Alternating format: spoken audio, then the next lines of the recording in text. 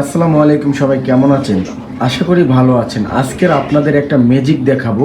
ম্যাজিকটা হলো এই যে দেখুন, আমার হাতে লবণ আছে, আর এই লবণটা আমি এখানে পানিতে দিয়ে দিলাম।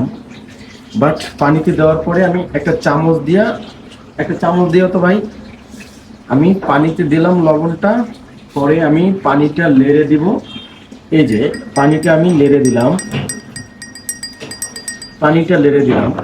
আর এখানে আমার হাতে একটা ডিম, এই ডিমটা আমি এখানে একটা লবণ দেওয়া পানি আর একটা হচ্ছে লবণ ছাড়া পানি, আমি লবণ ছাড়া পানির ভিতরে ডিমটা দিলাম।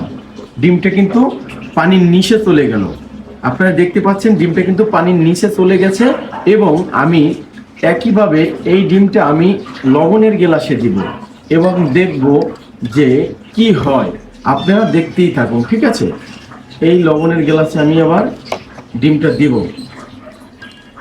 দেখুন, এখানে কিন্তু ডিমটা আহ, ডিমটা কিন্তু বেঁচে আছে, মানে এটা কিন্তু একেবারে নিচে পড়ে নাই। আপনারা যেটা দেখছেন ডিমটা কিন্তু ভাসে, কিন্তু আর আমি এটাই যখন দিছি ডিমটা একেবারে নিচে চলে গেছে।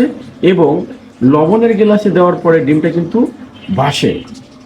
তো আপনারা এখানে কি বুঝলেন? আমাকে সবাই কমেন্ট করে জানাবেন যে এখানে কি বোঝা গেল।